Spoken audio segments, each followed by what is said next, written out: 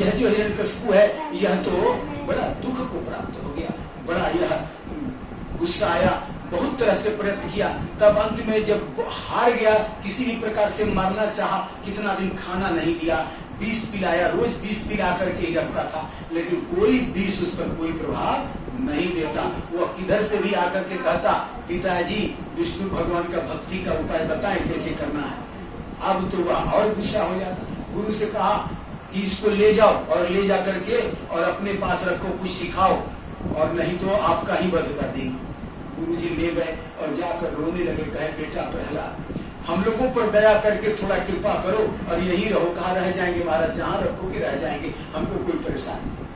गुरुजी एक दिन गए और बाहर सब बच्चों ने कहा कि आज तो गुरुजी क्लास नहीं लेंगे, सब छुट्टी है, चलो खेलने चलते हैं। प्रहलाद जी कहा खेलने नहीं, मैं तुझे आज एक बड़ा सुंदर कथा सुनाऊंगा, चलो बैठ जाओ, आज कथा होगी। सब बच्चे बैठ गए और बैठ गए। प्रहलाद जी ने कहना शुरू किया, देखो व्यक्ति को जीवन में जब ही मौका मिले ना भक्ति कर लेना चाहिए, क्योंकि भक्ति का मौका फिर मिले कि नहीं मिले। संसार में जब व्यक्ति आता है तो पहले तो अबोध बालक रहता है, अबोध बालक होने के कारण उसे भला बुरा समझ में आता नहीं है, और जैसे ही जब वह 10 वर्ष का होता है तो उसके बाद खेलने में लग जाता है, तो 10 वर्ष के बाद 20 वर्ष तक वह खेलने में ही मस्त रहता है, और खेलने में जब मस्त रहेगा तो उसे तो अपना भला बुरा समझ में आएगा नहीं। इसी प्रकार 20 वर्ष बीत गए, और जब 20 वर्ष बीत गया और उधर का जब बुढ़ापा आएगा बाद वाला, तो बुढ़ापा में उसको रोग घेर लेगा, न बैठा जाएगा, न पढ़ा जाएगा, न सुना जाएगा, रोग उसको विकल कर देंगे। रह गया बीच का उम्र, जो 20 वर्ष के बीच का उम्र है, तो उस उम्र में इतनी आसक्ति घेरेगी, उतनी माया घेरेगी कि वह धन कमाने के पीछे लोभ में, मोह में, आसक्ति में इतना फंसेगा कि 1 मिनट उसके पास फुर्सत ही नहीं होगा। वह धन कमाने के चक्कर में धर्म का त्याग कर देगा, धर्म करने का उसके पास मौका ही नहीं होगा। वह कितना भी कमाएगा उसको पेट नहीं भरेगा, वह बहुत धन इकट्ठा करेगा, अपना नाना प्रकार के भोग सामग्री इकट्ठा करेगा, और उन आसक्तियों में इस प्रकार डूबता जाएगा, इस प्रकार डूबता जाएगा कि अपना पतन कर लेगा। इसलिए कहते हैं, हे राक्षस के पुत्रों, तुम लोग को कल्याण की बात बताते हैं कि तुम लोग का कल्याण कैसे हो सकता है कि किसी भी प्रकार से भगवान की भक्ति बचपन में ही करना, क्योंकि जब बूढ़े हो जाओगे तो भक्ति होगी नहीं, जब युवावस्था को प्राप्त होगे तो मन में लोभ बढ़ जाएगा, और जब मन में लोभ बढ़ जाएगा, आसक्ति बढ़ेगी, काम बढ़ेगा, अहंकार बढ़ेगा, तो तुमको डुबा देगा। इसलिए बचपन में ही भक्ति कर लेनी चाहिए। बच्चों ने कहा, प्रहलाद जी एक बात बताइए, आप हम ही लोग के साथ रहते हैं, हम ही लोग के साथ पढ़ते हैं, ये सब ज्ञान आपको कहाँ से मिलता है? गुरुजी तो कभी सिखाए नहीं ये सब बात, ये सब कहाँ से पढ़ के आ पाए? हम लोग को तो कुछ बताइए, कुछ रहस्य के बाद ये सब आपको कौन सिखाता है? प्रहलाद जी कहते, सुनो, ये जो मेरा पूर्व, अभी जो मेरा जन्म नहीं हुआ था तब मैं एक महात्मा के घर में था, और नारद जी के यहाँ बैठ के खूब कथा सुन लिया है माता के पेट में, और सब कथा मुझे याद है। इसलिए मैं जानता हूँ कि मनुष्य के सदगति तभी हो सकती है जब वह उसका मन जो है भगवान के चरणों में लग जाए, भगवान की भक्ति में लग जाए, क्योंकि भगवान की भक्ति में जिसका मन नहीं लगता ना, तो वह व्यक्ति का पतन निश्चित है, और नाना तरह के वह भोगों को भोगता हुआ व्यक्ति बड़ा कष्ट को प्राप्त होगा, दुर्गति को प्राप्त होगा। इस प्रकार जो है प्रहलाद जी बहुत सुंदर प्रवचन उन राक्षस पुत्रों को किया, और कुछ दिन के बाद जब गुरु जी आए तो उसने कहा कि चलो अपना अपना पाठ सुनाओ, सबका पाठ याद है ना? तो सब लगा बताने कि विष्णु भगवान का पूजा कैसे करेंगे, भक्ति कैसे करेंगे, ज्ञान कैसे प्राप्त हो, वैराग्य कैसे आएगा। कहा लोग अभी एक बिगड़ा था, ये पूरा के पूरा मंडली को ही बिगाड़ दिया। इसलिए गुरु जी ने कहा कि एक आम सड़ जाता है तो सबको जैसे सड़ा देता है, वैसे यह एक आम सड़ा हुआ था, इसने सबको बिगाड़ दिया। अब ले जाकर के हिरण्यकशिपु को समर्पित कर दिया। कहा यह तो मेरे सब विद्यार्थी को बिगाड़ दिया महाराज, ये बड़ा बिगड़ा विद्यार्थी है, जन्म जन्म का बिगड़ा विद्यार्थी है, इसको हम नहीं सुधार सकते, मेरा सब विद्यार्थी बिगाड़ रहा है, इसको हटाइए, इसको आपको कैसे मारना है, क्या करना है आप जानिए। बड़ा गुस्सा आया हिरण्यकशिपु, कहा सबको उल्टा समझा दिया, कहा सबको समझा दिया महाराज। अब सब विष्णु भगवान के भक्ति कर रहे हैं, कोई नारायण नारायण जप रहा है, कोई ओम नमो भगवते वासुदेवाय जप रहा है, कोई भजन गा रहा है, कोई कीर्तन गा रहा है। मेरा तो पूरा पाठशाला जो है देवताओं का घर हो गया, हमको समझ में नहीं आ रहा क्या हो गया, मेरा सब उलट पलट गया व्यवस्था। इस प्रकार से जब बोला तो हिरण्यकशिपु को बड़ा गुस्सा है। कहा तुम मानेगा कि नहीं? कहा एक बात बताओ, तुम विष्णु भगवान पर तुमको बहुत विश्वास, कहा पिताजी बहुत विश्वास है, वह कहाँ रहता है बताओ तो, तुम्हारा विष्णु कहाँ रहता है? आज उससे हम फरियाले, बुलाओ तो कहाँ रहता? कहा देखिए वह विष्णु सब जगह रहता है। कहा कहाँ सब जगह रहता है? कहा आपको जहाँ देखिए ना, यत्र तत्र सर्वत्र, कण कण जहाँ भी देखिए सब जगह है।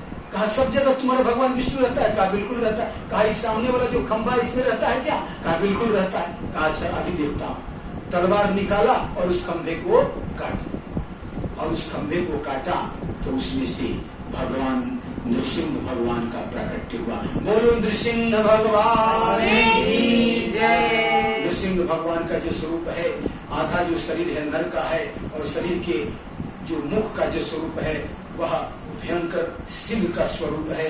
भगवान बड़े गुस्से में हैं और थर थर गुस्से से कांप रहे हैं, और बड़ा उग्र रूप भगवान ने उत्पन्न किया है। और उस रूप को देख करके भयभीत हो गए सारे लोग। उस रूप को देख करके हिरण्यकशिपु ने कहा कि यह कौन सा जीव उत्पन्न हो गया? भगवान विष्णु ने उसे पकड़ा अपने हाथों से और पकड़ करके अपने गोद में बैठाया और फिर छोड़ दिया। एक बार भगवान थोड़ा मौका देते हैं, छोड़ दिया तो इसको बड़ा आनंद आया। कहा लगता है कि इससे मैं पकड़ा नहीं पा रहा। और फिर वो अपना तलवार लेकर हिरण्यकशिपु दौड़ा। तो फिर जैसे नेवला भागवत में लिखा है, जैसे सर्प जो है अपने शिकार को तुरंत पकड़ लेता है, उसी प्रकार से भगवान ने अपने शिकार को 1 मिनट में ही हिरण्यकशिपु को हाथों में पकड़ लिया है, और पकड़ करके दरवाजे के बीच में ले गए और अपने जंघे पर रखा। कहा बताओ तुम कहाँ पर है? वरदान लिया था ब्रह्मा जी से हिरण्यकशिपु ने कि न मैं जमीन पर मरूं, न आकाश में मरूं, न देवता से मरूं, न मनुष्य से मरूं। ब्रह्मा जी की बनाई हुई सृष्टि में कोई जीव मुझे मार नहीं सके। न मैं अस्त्र से मरूं, न शस्त्र से मरूं, न दिन में मरूं, न रात में मरूं। भगवान ने कहा बताओ मैं ब्रह्मा जी का बनाया हुआ सृष्टि में हूँ? कहा नहीं है महाराज। कहा एक बात बताओ, तू आकाश में है कि पृथ्वी पर है? कहा मैं आकाश पर भी नहीं हूँ, पृथ्वी पर भी नहीं हूँ, आपके जंघा पर हूँ। कहा बोलो दिन है कि रात है? कहा दिन भी नहीं है, रात भी नहीं है, संध्या बेला है। कहा बाहर मरू, न बाहर है न भीतर है, तो दरवाजा के बीच में है। कहा तेरा सब वरदान तो मांगा था, अब कहीं उस स्थिति में तू नहीं है। कहा तू अस्त्र से नहीं मरेगा न शस्त्र से मरेगा। ये देखो नाखून दिखाया भगवान ने। कहा ये अस्त्र है या शस्त्र है? कहा न अस्त्र है न शस्त्र है। कहा चलो तो जय जय सीताराम। और उसके बाद भगवान ने क्या किया? अपने विशाल नाखूनों से हिरण्यकशिपु के पेट को विदीर्ण कर दिया और उनका वध कर दिया। बोलिए नृसिंह भगवान की जय। इस प्रकार नृसिंह भगवान ने हिरण्यकशिपु का जब वध कर दिया, और उसके बाद गुस्सा में आकर के, क्रोध में आकर के, इसलिए भगवान को गुस्सा इसलिए आया कि भगवान के भक्त को उसने बड़ा तड़पाया, उसने बहुत मारने का कोशिश किया, बड़ा दुख दिया। भगवान कहते हैं कि मेरे प्रति अपराध को मैं माफ कर देता हूँ, लेकिन मेरे भक्त के प्रति कोई अपराध करता है तो मैं उसे कभी माफ नहीं करता, उसे अवश्य ही दंड देता हूँ। और बहुत क्रोधित होकर के भगवान उसको मारने के बाद भी अपना गुस्सा उनको संभाल नहीं पाते। सारे देवी देवता आए और किसी का हिम्मत नहीं हो रहा है भगवान के सामने जाए, क्योंकि भगवान का बड़ा क्रोध रूप प्रकट हो गया है। तब देवताओं ने विचार किया कि अब इस समय कोई इनके क्रोध को शांत कर सकता है तो भक्त प्रहलाद ही शांत कर सकता है। और ऐसा मन में सोच करके भक्तराज प्रहलाद से ही प्रार्थना किया, महाराज अब आप ही शांत करो, आप ही के कारण भगवान बहुत गुस्साए हैं, आप इनको शांत कीजिए। और उनकी बात को सुन करके भक्तराज प्रहलाद जाकर के साष्टांग भगवान के गोदी में गिर गए, कहे हे प्रभु मैं आपके शरण में हूँ, अब आप अपना गुस्सा शांत कीजिए भगवान, और कृपा कीजिए। मैं आसक्त जीव, मैं क्रोधी जीव, मैं नालायक जीव, मैं भक्त नहीं हूँ आपका, फिर भी आपने मुझ पर बड़ी कृपा की है, और आपकी दया के कारण, आपकी कृपा के कारण मेरे मन में जो भी भक्ति आई है वह आपके कारण आई है। आपने मुझे पात्र जानकर भक्ति दी प्रभु, अब आपकी शरण में हूँ, मेरी रक्षा कीजिए, रक्षा कीजिए, रक्षा कीजिए। ऐसा करके त्राहिमाम करके भगवान के शरण में गिर गया। भगवान अपने गोद में लेकर के नरसिंह भगवान अपने विशाल मुख से जीभ निकाल करके और प्रहलाद जी को ही चाटने लगे और चाटते चाटते परम तृप्ति को प्राप्त हो गए। जैसे माँ अपने बछड़े को, जैसे गाय अपने बछड़े को चाटती है, उसी प्रकार भगवान नरसिंह ने प्रहलाद जी को गोद में बैठाया है और उसे चाटने लगे और बड़े आनंदित हो गए। और फिर आनंदित होकर के प्रहलाद जी से कहा, बेटा वरदान मांगो। प्रहलाद जी ने कहा, महाराज मांगने की बात मत करो, अब मेरे मन में यदि देना ही चाहते हो तो मांगने की बुद्धि को छुड़ा दो, मन से मेरे लोभ को मिटा दो। मांगने का जो जन्म जन्म से लगा हुआ है तृष्णा, लोभ मन में है, क्रोध मन में है, आसक्ति मन में है, भोग भोगने की जो बुद्धि है, कई जन्मों से भोग भोगता आ रहा हूँ और उसी कई जन्मों के भोग का प्रभाव है कि हमारी मुक्ति नहीं हो रही है। हे भगवान, आपसे यही प्रार्थना है कि मुझे मांगने का ही लत छुड़ा दो। आप यह लालच मत दो कि मांग लो, क्योंकि आप दे करके भोग मुझे नहीं चाहिए, क्योंकि भोग तो बांधने वाले हैं, देना ही चाहते हैं तो मुझे भक्ति दीजिए। और फिर कहा, भगवान मुझे कुछ देना चाहते हैं तो एक कृपा मुझे ऊपर और कीजिए।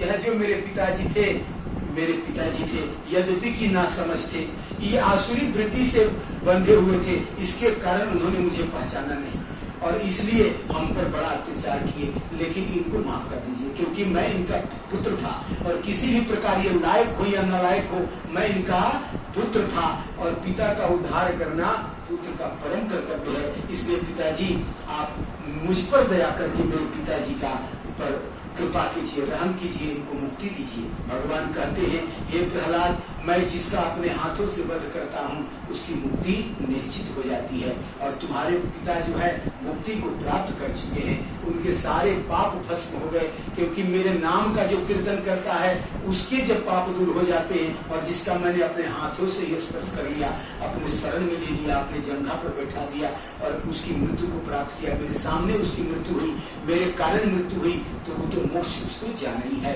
और फिर कहते हैं कि तेरे जैसा जो भक्त होता है तो वह अपनी 21 पीढ़ी आगे और 21 पीढ़ी पीछे सबको उद्धार कर देती है।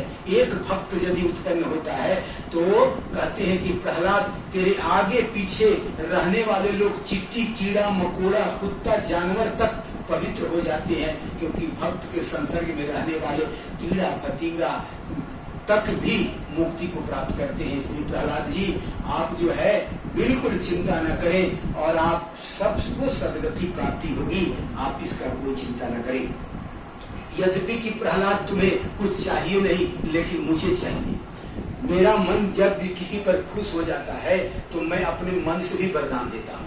भक्त यदि नहीं चाहे वरदान देना, फिर भी मैं वरदान देता हूँ। कहते हैं कि सुनो, मेरी इच्छा है कि तुम एक काम करो, एक मनवंतर तक तुम इस राक्षस के अधिपति बनो, राक्षस कुल के अधिपति बनो, राजा बनो, और राजा बन करके एक मनवंतर तक राज्य सुख भोगो, और राज्य सुख भोगने के बाद अंतिम में तुम मेरे को प्राप्त हो जाओगे। प्रहलाद जी ने कहा, महाराज, एक मनवंतर तक कहीं बीच में मेरी बुद्धि बिगड़ गई तो यह रिस्क मैं नहीं लेना चाहता। अभी मेरी बुद्धि ठीक है, पता नहीं कल मेरी बुद्धि को क्या हो जाए, कहीं कोई कुसंगति मिल गई तो।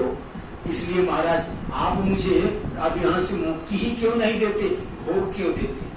भगवान कहते हैं, मैं जिस पर कृपा करता हूँ तो मेरे द्वारा जब किसी को भोग प्राप्त होता है उसकी बुद्धि नहीं बिगड़ती। इसलिए मैं तुझे भोग दे रहा हूँ, तुझे एक मनवंतर तक इस राज्य को भोगना होगा, और उसके बाद आगे आकर के तू मुक्ति को प्राप्त करेगा, मोक्ष को प्राप्त करेगा।